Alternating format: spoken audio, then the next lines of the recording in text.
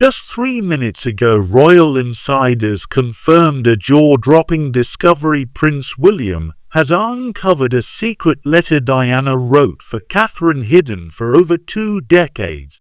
Its contents deeply emotional, painfully honest, and utterly heartbreaking. This wasn't meant for the world, it was meant for the woman Diana never met, but always knew. Discovery at the estate: William uncovers Diana's secret letter. It happened during a quiet October weekend at Highgrove House, one of the places Prince William still visits when he needs space. According to insiders, he was going through a secured wooden chest hidden behind a panel in the old library, a place Diana once spent time writing letters. It was Burke, a trusted royal archivist, and Lady Sarah McCorquodale, Diana, his sister, who were with him when the compartment gave way. Inside, a faded ivory envelope sealed with a wax stamp Diana used in the mid-90s. William froze. His first words were barely above a whisper. This was meant for her. The envelope wasn't dressed in the usual royal style. It simply read, "For Catherine, when the time is right." That line alone changed the air in the room. Everyone went quiet. Something about it felt both sacred and urgent, like Diana had planned this moment from the very beginning. What stunned William most was how well it had been hidden. Compartment was invisible unless you know exactly what to press. She didn't want anyone else to find this. Burke reportedly muttered. The weight of that letter, untouched for nearly 25 years, hit William harder than he expected. But what could Diana possibly have written, or a woman she never met, and why keep it secret or so long? Why Catherine? Diana's message intended for Kate. Diana had never met Catherine, but she had imagined her in the early 90s after separating from Prince Charles. Diana often spoke about what kind of woman she hoped her sons would marry. According to her old friend Simone Simmons, Diana used to say, "William will need someone kind, car, home, someone who can handle what I couldn't." It was clear Diana was thinking about the future even in her darkest moments. The letter revealed just how deeply Diana had thought about the kind of person who'd one day become queen alongside William. She wrote in a gentle, almost motherly tone. No royal phrases, no protocol, just warmth and brutal honesty. If you're reading this, the letter began, then you already know how hard this life can be. That one line says everything. Diana didn't sugarcoat what Catherine would face. She offered guidance, and some say even warnings, about the same people and pressures that haunted her. There were moments of tenderness too. Diana told Catherine she believed in her without ever knowing her name. "I know you'll be the one," she wrote. It felt like a spiritual passing of the torch, a quiet blessing from the woman whose shadow still looms over the crown. And now that blessing was in William's hands, but the message was clearly meant for one person only: Catherine. What exactly did Diana say in those pages? The contents were even more explosive than anyone imagined. What the letter reveals: hidden truths and warnings. The moment William opened the letter, everything changed. Inside those carefully folded pages was a mix of fear, love, and urgent truth. Diana didn't hold back. She spoke of enemies in plain sight and warned about the inner circles that once tried to silence her. "Bill smile at you," she wrote, "but some of them smiled at me too before turning away." She mentioned meetings held in 1995 around the time of her Panorama interview that she believed were designed to isolate her. One line stood out more than the rest: "Camilla is not your enemy, but she's not your friend either."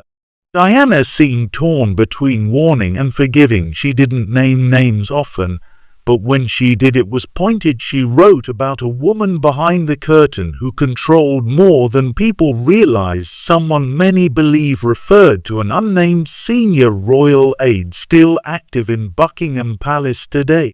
She confessed to feeling watched, even followed in her final months. She described her driver changing routes, strange calls at night, and a deep sense of betrayal. "Don't let them break you like they broke me," Diana wrote. "Promise me that."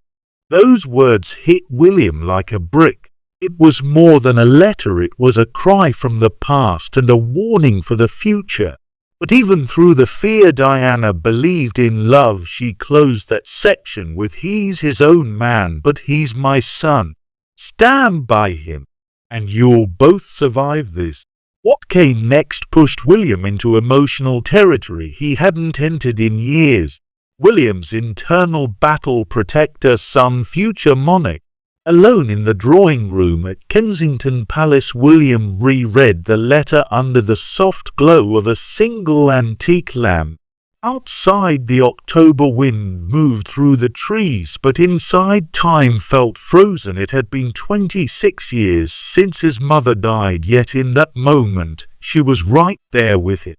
Her voice, her fears, her love, all captured in those pages. Her handwriting was still so familiar, personal, unfiltered, and every line brought a new wave of emotions he hadn't prepared for. But this wasn't just a memory. It was a warning and a burden. Diana hadn't written to a child, she had written to a woman William loved, and indirectly to the man he had become. She called on him not as her little boy, but as the future king. "Protect her," she wrote, "protect her the way no one protected me." That line didn't just strike him, it shattered him, because he knew exactly what she meant. He remembered everything, required tears after royal engagements, the strained dinners, the way you'd call him late at night, while he was still a boy at Eton, whispering truths she couldn't say to anyone else.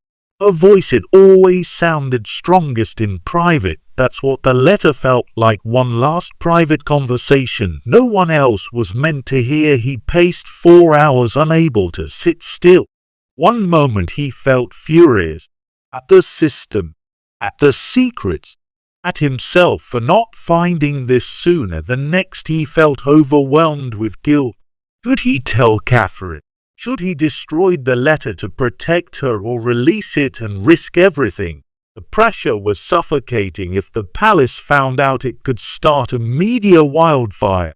But hiding it would be a betrayal of everything Diana stood for. Wasn't secrecy what destroyed her in the first place? At one point he reportedly whispered to a close confidant, "Now I understand why she never gave it to them." If they had read this, it would have ruined everything. The letter wasn't just about Catherine. It was about the entire machine. The one that chewed Diana up, the one Catherine had quietly walked into, never fully knowing what waited inside. William saw the patterns now.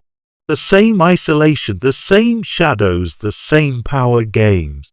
The past wasn't just repeating, it was echoing through his role, through his marriage, through Catherine. For William, the decision wasn't political, it was personal. This was about protecting his family, preserving his mother's truth, and confronting the system he would one day lead, because now he wasn't just Diana's son, he was the gatekeeper of her final message. This wasn't just about love or loss this way, about legacy, one his mother had protected with ink and paper in secret for a future she never lived to see. And now it was in his hands, forever. Hate's reaction, respect, betrayal, tears. Catherine wasn't prepared, no warning, no build-up. William handed her the letter one quiet evening at Adelaide Cottage, their family home in Windsor, as the children slept upstairs. "This was meant for you," he said, his voice low, his face unreadable. She looked down at the and below, already opened, but still sealed by the weight of history. As she read, Diana's handwriting flowing, personal, not formal like royal correspondence, her hands began to tremble. The first few lines made her tear up instantly. Diana had written with such gentleness, as if she knew exactly how Catherine would feel reading it. "You're the one I dreamed of," it said, "the one I prayed William would find." The words were beautiful, but what followed broke something in her. Diana described the pressures, the jealousy, the quiet enemies hidden in the background of palace life. She warned her about the same loneliness Catherine herself had started to feel, but never spoken aloud. "Praise you in public and isolate you in private," Diana wrote. Catherine had always tried to stay silent, to stay strong. But here was Diana, a woman she'd never met, putting into words everything she had quietly endured. She felt seen and yet betrayed. Why hadn't William told her sooner? Had he known about this for days, weeks? She looked up and asked him just that. "When did you find it?" William's answer, "Just a few days ago," only deepened the ache. He wasn't hiding it, but he had processed it alone. Catherine felt the weight of that isolation, the same isolation Diana warned about. Tears ran down her face, not from pain, but from the overwhelming sense of connection. Diana knew her without knowing her name, without ever shaking her hand. Diana had spoken to her soul. Catherine didn't shout, she didn't storm off. Instead, she held the letter against her chest and whispered, "She's still watching, isn't she?" William nodded, unable to speak. For the first time in their marriage, the ghost of Diana wasn't just present, it was leading the way. Catherine now carried more than just the title of Princess of Wales. She carried Diana's words, her hopes, her fears, and while her heart broke from the truth she had read, a part of her felt stronger. She now knew the rules of the game and the faces behind the curtain. But the question was, what would she do with that knowledge? Royal fallout, palace insiders scrambling. The moment word of the letter leaked, Clarence House went into full-blown crisis mode. No one knew exactly how it got out. Some say it was an anonymous email to the Times. Others believe a copy was sent to a trusted royal reporter Diana once knew. But within 48 hours, headlines were exploding. Diana's final warning to Kate. Secrets buried since 1997 now exposed, and suddenly the walls of the palace felt like they were closing in. Senior advisors rushed to draft statements. But there was a problem. None of them had seen the letter. They didn't know what Diana had said. All they knew was that it referenced Camilla, possibly Charles, and definitely pointed fingers at royal insiders still holding power today. A quiet fear took over. What if Diana had named names? What if this letter started a domino effect that pulled back the curtain on years of carefully managed lies behind the scenes? There were arguments. Some demanded William hand the letter over to the royal archives. Others insisted on a private review by the palace legal team. But William refused. He made it clear, "This stays with my wife. It was meant for her, not for you." That bold line shifted the dynamic. It was no longer about tradition or protocol, it was personal. Within hours, divisions formed inside the palace. Some courtiers sided with William, quietly relieved that Diana's message was finally out. Others, those close to Camilla and King Charles, feared reputation will damage. A handful even suggested quietly planting counter-stories to discredit the letter's contents. It's emotional fiction, one unnamed aide told a reporter, but that didn't stop the leaks. Bits and pieces of the letter appeared in different outlets, never the full thing, but enough to light fires. Mentions of a woman controlling access and a betrayal inside the family started trending on social media. Royal watchers began to question old narratives. Could Diana have been right all along? Had her warnings been buried to protect those now sitting on the throne? And all the while Catherine remained silent. Her silence spoke louder than any press release. Insiders say she refused to attend a scheduled palace luncheon that week. "Not now," she allegedly told her private secretary. The message was clear. Something had shifted. The palace, once known for its silence and strength, now stood shaken by one letter, one voice from the past and future that had suddenly become very unpredictable. Camilla and Charles, targets or warned of danger. When the headlines broke, Camilla was the first to react. According to palace insiders, she stormed into a private meeting with King Charles at Clarence House, visibly shaken, holding a tabloid in her hand. The cover read, "Diana's final warning. Camilla named in secret letter to Kate." She reportedly asked one question: "Did she really write about me?" Charles, pale and visibly stunned, had no clear answer. He hadn't read the letter himself. The contents of Diana's note had not been officially released, but the leaked excerpts made one thing clear: Camilla. His name was mentioned not in hatred but in caution. Diana reportedly wrote, "She may smile now, but she once smiled at me too." That single sentence shook the foundations of Camilla's carefully rebuilt public image. After years of transforming herself from the other woman to queen consort, she was once again being viewed through Diana's lens, a lens of betrayal, secrecy and pain. Charles, on the other hand, was deeply conflicted. Some say he was angry not just at Diana's lingering shadow, but at William. "He should have brought this to me," he reportedly told a close aide. The king was said to have spent hours behind closed doors rereading press summaries and calling in legal advisors to see if the letter could be blocked from further exposure, but it was too late. The public had already taken sides, and most weren't siding with him. In private, Charles allegedly asked his team to explore whether the letter could be classified as a private family document to keep it out of public circulation. But this only added fuel to the fire. What did he want to hide? Why the panic?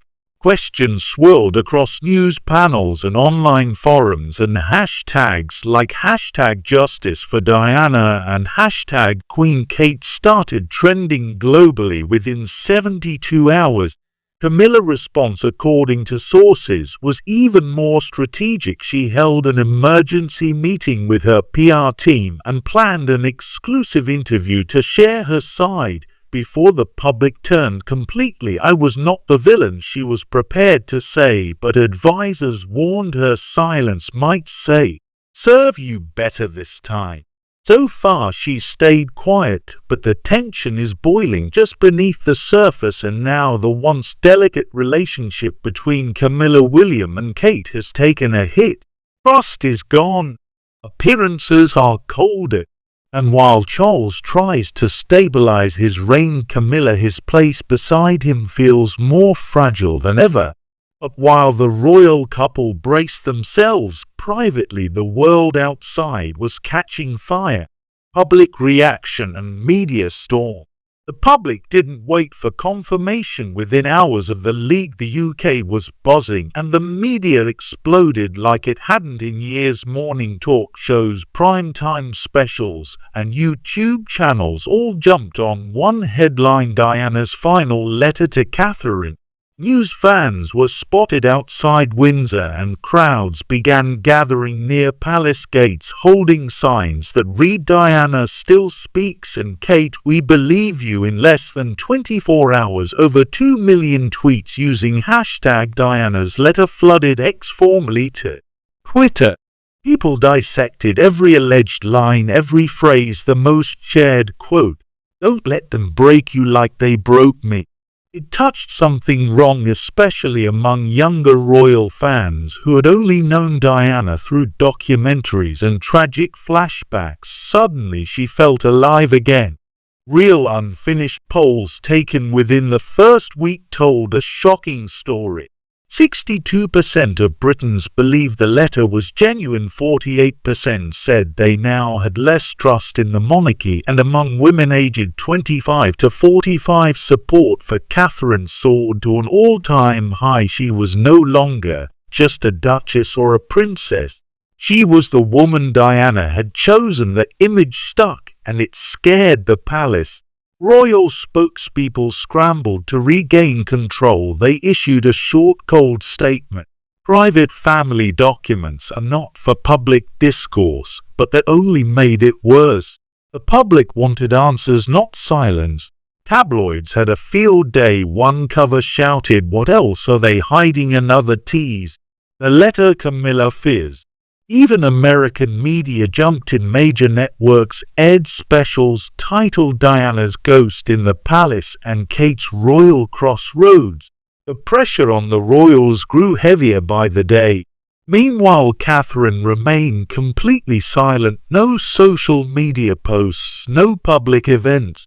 Her absence said more than words, and it only deepened the sympathy pouring in from across the world. People weren't just interested in the letter anymore. They were demanding justice. They wanted the truth Diana hinted at. They wanted the names behind the pain. And they wanted to know who was really running the palace. As the monarchy fought to hold the narrative, the public had already chosen their side, and they weren't letting go. Hidden agendas. Who benefits from suppression? Behind the walls of Buckingham Palace, panic wasn't the only thing spreading. There were whispers, low strategic conversations about how to control the situation before it spiraled further. The letter wasn't just emotional, it was dangerous. It mentioned behaviors, power moves, and possibly even individuals whose reputations couldn't survive exposure. And suddenly everyone wanted to know who stood to lose if the truth came out. Several long-serving courtiers, some who have worked with Charles since the 1980s, reportedly pushed for the letter to be sealed permanently. They argued it was too personal. But insiders say there was another reason. Some of those names Diana hinted at in her writing were still active, and royal operations. Protecting the institution meant protecting their positions, titles, salaries, influence. If Diana's words went public in full, it wouldn't just damage reputations, it could destroy careers. Then there were the foreign interests. Diana subtly referenced possible intelligence, surveillance, intercepted calls, even the idea that she was being followed in her final weeks. One line, according to leaks, said, "If anything happens to me, it won't be an accident." That line triggered a whole new level of fear. Some believe it alluded to political figures or shadow networks with ties to royal security. Whether true or not, even the suggestion was enough to send lawyers and officials into full defense mode. Multiple attempts were allegedly made to buy silence. One former staff member who handled Diana's personal items said they were offered a six-figure sum for any copies or duplicate sub the letter. Another source claimed that a tax contractor was asked to erase surveillance footage of a room William visited the night the letter was found. It's unclear who gave that order. But it wasn't William. The Royal Press Office, meanwhile, began feeding stories to media outlets painting the League as deeply damaging to national stability. That phrase caught attention. Since when did a private letter from a mother to daughter-in-law threaten national stability? Unless it wasn't just personal, unless someone feared what else Diana may have left behind. And while all of this happened behind velvet curtains, the public remained in the dark, watching, waiting, questioning. But one thing was now clear: there were people, powerful people, who did not want this story to continue, but it was too late. The damage was done, and the world was waiting for the next move. Long-term consequences, legacy, alliances, justice. This wasn't just a royal drama. It was a turning point. The discovery of Diane, his letter, has already changed how the public views the monarchy, and it's just beginning. For Catherine, the weight of Diana's words now lives with her every day, but insiders say it has also transformed her. She walks differently now. One royal age shared. She knows who she is and who she represents.